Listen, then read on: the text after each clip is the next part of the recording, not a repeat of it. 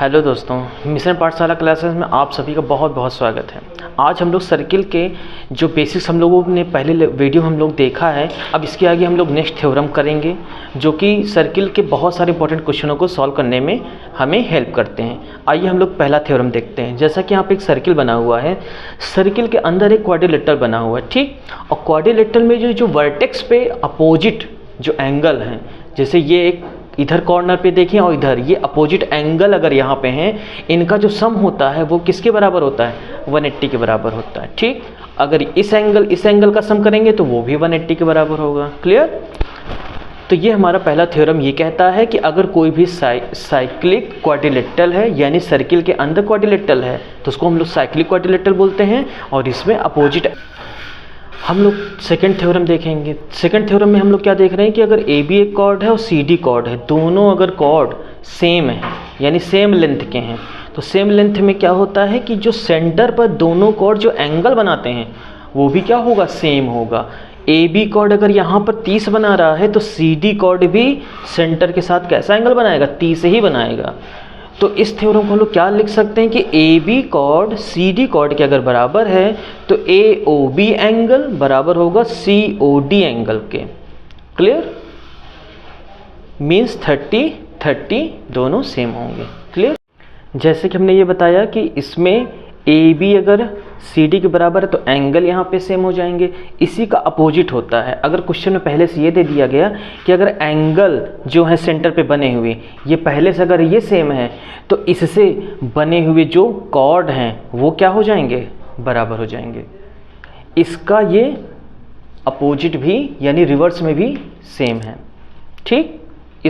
ये भी इस थ्योरम का सब थ्योरम हमारा हो जाएगा। क्लियर? आइए हम लोग अब थर्ड थ्योरम में देखते हैं। थर्ड थ्योरम क्या कहता है? अगर आर्क ए बी और दूसरा आर्क ये सी डी अगर क्या है? बराबर है लेंथ में, ठीक। तो जो कॉर्ड हमारा इससे बनने वाला है यानी ए बी कॉर्ड और सी डी कॉर्ड ये भी आपस में क्या हो जाएंगे? बराबर हो जाएंगे, ठीक है। थर्ड थ्योरम क्या कहता है कि अगर ए बी आर्क और सी डी आर्क अगर ये बराबर हैं तो इससे बनने वाले जो कॉर्ड हैं ये बराबर हो जाएंगे। तो इसी का रिवर्स भी होता है कि अगर पहले से क्वेश्चन में दे दिया गया कि अगर कॉर्ड अगर बराबर हैं, क्या बराबर है? कॉर्ड अगर बराबर हैं तो हमारे आर्क भी बराबर हो जाएंगे। मीन्स ए बी बराबर सी डी अगर दिया गया है तो हमारे जो आर्क हैं ए बी और सी डी ये भी बराबर हो जाएंगे। क्लियर? इस तरह से ये थर्ड थ्योरम हमारा फिनिश हो जाएगा, ठीक। आइए हम लोग फोर्थ थ्योरम पे कंटिन्यू करते हैं। जैसा कि यहाँ पे हम देख रहे हैं कि एक सर्किल बना हुआ है और सर्किल पर एक कॉर्ड बना हुआ है। ये ए बी अगर एक कॉर्ड है और अगर इसी कॉर्ड पे अगर हम लोग सेंटर से परपेंडिकुलर डालते हैं, ठीक है, एक इस पर लंब परपेंडिकुलर अगर डालेंगे, सीधी रेखा खींचेंगे, तो ये जो ए बी कॉर्ड है ये दो बराबर इक्वल पार्ट्स में क्या हो जाएगा? बट जाता है, ठीक। तो हम लोग इसको क्या लिख सकते हैं? ओ डी अगर परपेंडिकुलर है ए बी पर तो ओ डी जो होता है ये ए बी को बराबर दो भागों में बाइसेक्ट करता है। तो हम लोग इसको क्या लिख पाएंगे? ए डी जो है ये बराबर हो जाएगा डी बी के। अगर ये 10 था तो ये 5 और ये 5 हो जाएगा। क्लियर?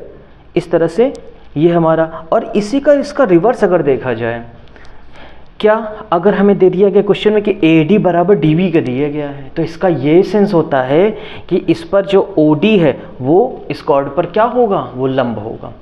तो इस थ्योरम का ये सब थ्योरम हम इसको कंसीडर कर सकते हैं। क्लियर? तो इसका ये सब पार्ट हो जाएगा। इस तरह से हमारा फोर्थ थ्योरम जो है बहुत इंपॉर्टेंट होता है, बहुत सारे क्वेश्चन में अप्लाई होता है। क्लियर? आइए हम लोग नेक्स्ट थ्योरम पे चलते हैं। नेक्स्ट थ्योरम हमारा क्या कहता है? जैसा कि यहाँ सर्किल में दो दिए गए हैं, एक ए बी दिया गया है और एक सी डी कॉर्ड दिया गया है।